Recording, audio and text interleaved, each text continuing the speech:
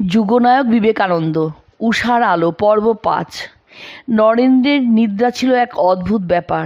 তিনি অন্যান্য ছেলের ন্যায় বালিশে মাথা রাখিলেই নিদ্রাভিভূত হইতেন না। তাহার অভ্যাস ছিল উপুড় হইয়া শোয়া।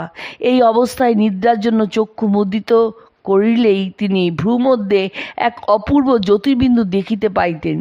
উহা পরিবর্ধিত নানা বর্ণে পরিবর্তিত হইয়া ক্রমে ডিম্বাকার ধারণ করিত এবং অকস্মাৎ ফাটিয়া গিয়া তারাবাজির ন্যায় ছড়াইয়া পড়িত ও শুভ্র দীপ্তিতে চারিদিক উদ্ভাসিত করিয়া তাহাকে সেই আলোক সমুদ্রে ডুবাইয়া দিত।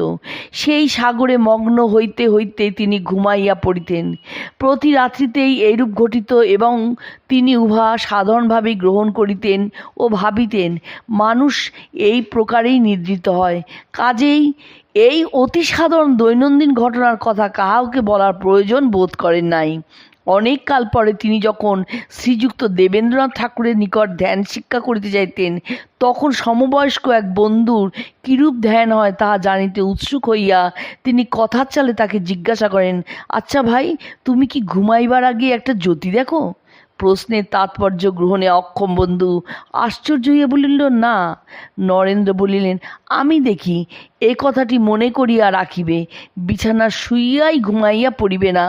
কতক্ষণ সতর্ক হইয়া থাকিলে তুমিও দেখিতে পাইবে। বন্ধু ইহা কিভাবে গ্রহণ করিয়াছিল এবং তাহার ভাগ্যে কি ফলাফল হইয়াছিল জানা নাই।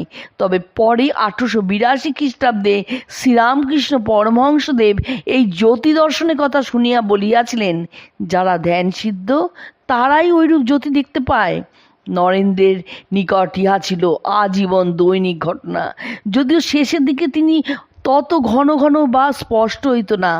বহুকাল পরে তাহার এক গুরুভ্রাতা তাহাকে এই জ্যোতি দেখাইতে অনুরোধ করিলে যেই স্বামীজি গুরুভ্রাতার কপালে হাত দিলেন, অমনি গুরুভ্রাতা দেখিলেন সমস্ত বহির্জগৎ সহসা এক জ্যোতি সমুদ্রে পরিণত হইয়া গেল। আশ্চর্য জ্ঞাতা কুশলানুশিষ্ট। জীবন প্রারম্ভে দেখা যাইত সমবয়স্কদের সহিত দলবদ্ধভাবে ক্রীড়া আমোদাদির কালে নরেন্দ্র হইতেন এসব অনুষ্ঠানের নেতা। বস্তুত নেতৃসুলভ গুণাবলী তখন হইতেই তাহার চরিত্রে পরিস্ফুট হইয়া ক্রমে সমুচিত রূপ ধারণ করিতেছিল।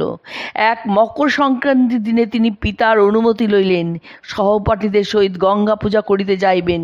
বাদ্য ও পতাকাদির ব্যবস্থা পিতৃব্যয় সহজেই হইয়া গেল। অবশেষে গঙ্গার মাহাত্ম্য গাইতে গাইতে বাদ্য নিশানাদি সহ সকলে একটি ছোটোখাটো শোভাযাত্রা করিয়া নদী তীরে উপনীত হইলেন এবং জাহ্নবী সলিলে পুষ্পমাল্যাদি অর্পণ করিয়া দীপাবলি ভাসাইয়া দিয়া দেবীর পূজা সমাপন করিলেন।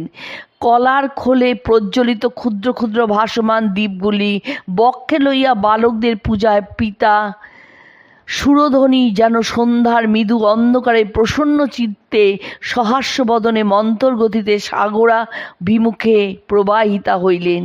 কখনো সমবয়স্কদের সহিত রাজা কোটাল খেলায় তিনি রাজা সাজিতেন। দত্তবাড়ির ঠাকুর দালানটি উঠান হইতে এক মানুষ উঁচু ছিল। 6টি ধাপ বা সিঁড়ি দিয়া উঠান হইতে ঠাকুর দালানে উঠিতে হইত। নরেন্দ্র সদর্পে উহার সর্বোচ্চ সোপানে বসিয়া আরও 2 জন সঙ্গীকে নিচে ধাপ দেখাইয়া বলিতেন, তুমি হচ্ছ মন্ত্রী আর তুমি সেনাপতি, যাও ওখানে দাঁড়াও। তাহারও নিচে সিঁড়িতে বসিত সভাসদগণ।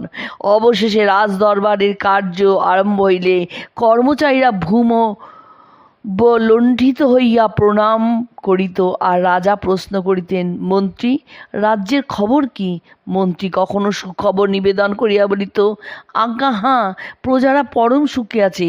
কখনো বা বলিত, না, একজন দস্যু বড় উৎপাত করছে। অমনি রাজাদেশ বিকশিত হইত, দুরাত্মার মুণ্ডচ্ছেদ করো। তৎক্ষণাৎ 10-11 জন খেলুয়াড়ি বালক দস্যুর শাস্তি বিধানে উদ্যত হইত। কিন্তু দস্যু আত্মসমর্পণ না করিয়া দ্রুত বেগে সদর দরজার দিকে ছুটিত আর রাজার সৈনিক দল ঊর্ধ্বশ্বাসে তার পশ্চাদাপন করিত। তখন দ্বিপ্রহরে সকলে স্ব স্ব শয্যায় বা চাকররা দেউড়িতে শুইয়া আরাম উপভোগ করিতেছে।